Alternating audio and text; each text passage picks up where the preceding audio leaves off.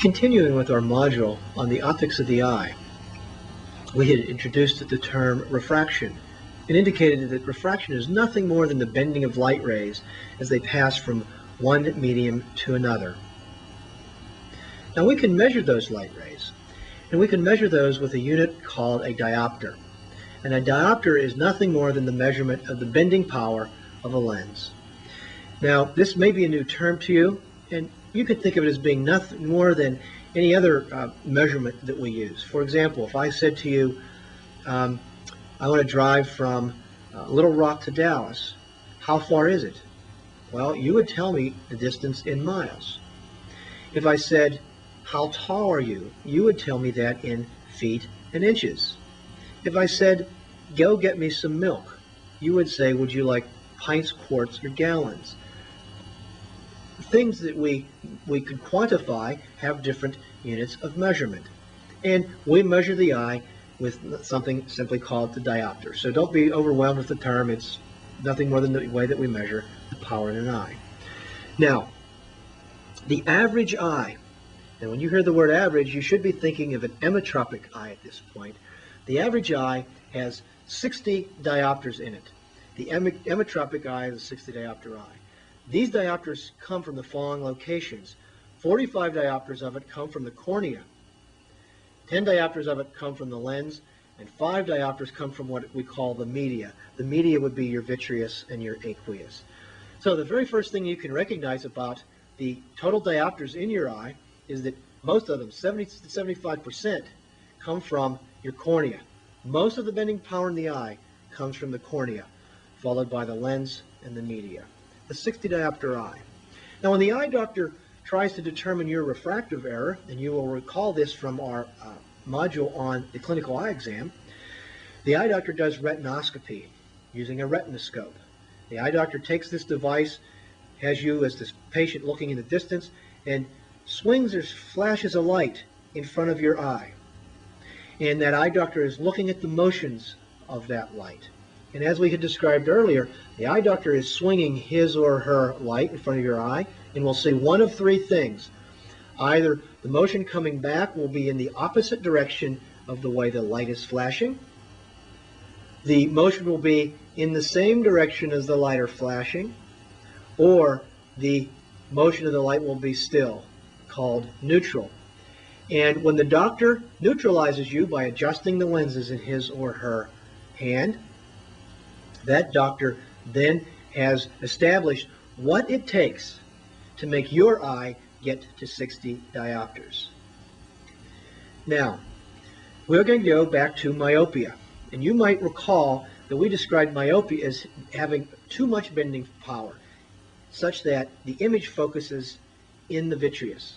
So the question that you need to answer for yourself is, do you expect that the myope will have more than 60 diopters of light or less than 60 diopters of light?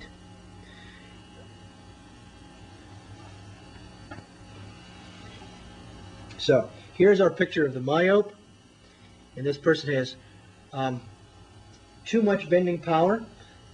The image focuses, in fact, in front of the retina, so we need to push the image back to the retina. We need to decrease the bending power of the eye.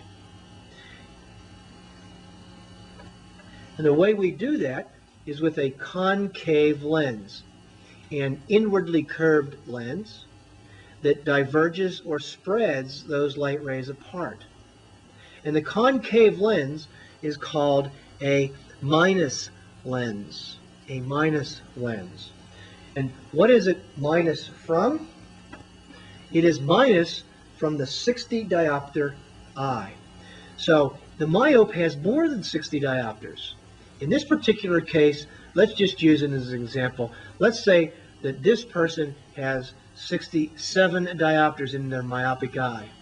The eye doctor would prescribe a -7 lens that would push that image back to the macula or back to the retina. Myopes have too much power. What do we mean by too much power? Well, too much meaning more than 60. So myopes always have more than 60, so that by definition, when myopes experience a refractive correction, it will be a minus correction. An inwardly curved lens that spreads the images apart, it is a minus lens. Now I'm going to begin to introduce you to how we read prescriptions. And we will begin by indicating that the right eye is always listed as OD, the left eye is always listed as OS, and both eyes are listed as OU. Oftentimes I have little tips and tricks for how you can remember different obscure facts, and I don't have any tips and tricks for this one. You just got to remember it. So, if we have a person who has a myopic correction, in this case we know that it's myopic because we see the minus. We see the prescription is OU, is both eyes. The minus tells us that it's myopic. It is a -5. Now, the question that you need to answer is, when that person takes their glasses off, how many diopters is in that person's eye? We're going to do this with a couple of different simple calculations here. So this person has a -5 lens. Pen is bad here. This person has a -5 lens. And the question is, that's their prescription. When that gets that person to 60 diopters. Now the question is, what happens when that person takes their glasses off? When they take their glasses off, they have too much power. And so you've got to be careful with this minus sign, because you might think, well, we take the 5 away, it gives us 55. But we don't. Because the person has too much power, that's why they have the minus lens to begin with. They had too much power. A person who wears a -5 lens, when they take their glasses off, is in fact a 65 diopter eye. So let me give you another example. Let's say we have a person who's wearing a prescription that is 3.25, and that's a minus. When they wear that, that gets this person to 60 diopters. The question is, when that person takes their glasses off, how many diopters does their visual system have with no glasses? The answer, of course, is 63.25 diopters. You've got to be careful that the minus sign is simply an indication that they have too much power, and that is what we are taking away from that person. Myopia. Okay.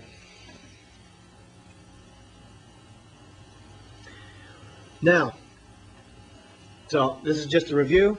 Without the prescription, how many diopters? If it's a -5, then without the prescription, it's 65 diopters. We've practiced that a couple of times. Now, we have hyperopia. And the question with hyperopia is, will that person have more than 60 diopters or less than 60 diopters?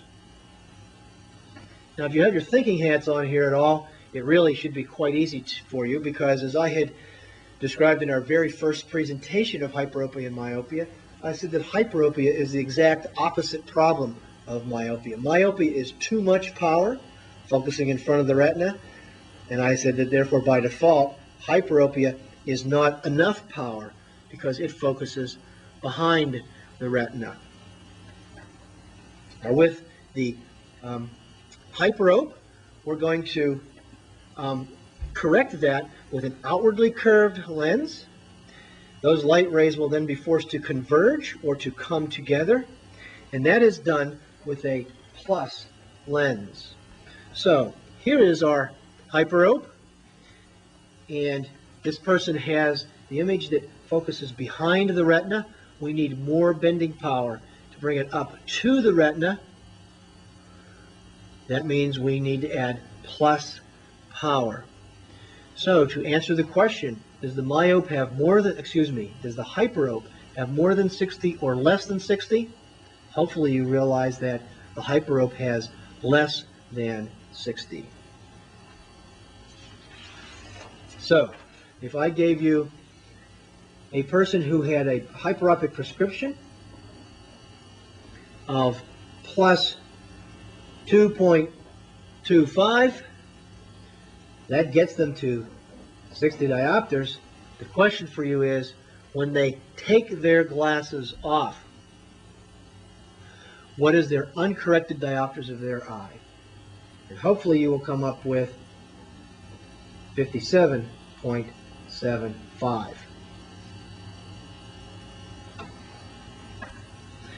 Let us now look at this prescription of a plus 2.75 in the right eye and a plus 2.25 in the right eye and a plus 2.75 in the left eye.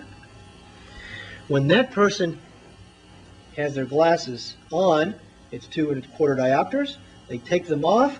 Their eye is essentially a 57.75 diopter eye. In the right, in the left, and in the right, if it's 2.75, then it's without it, it's 57.25. Okay. Now, I want to draw you some pictures that show how that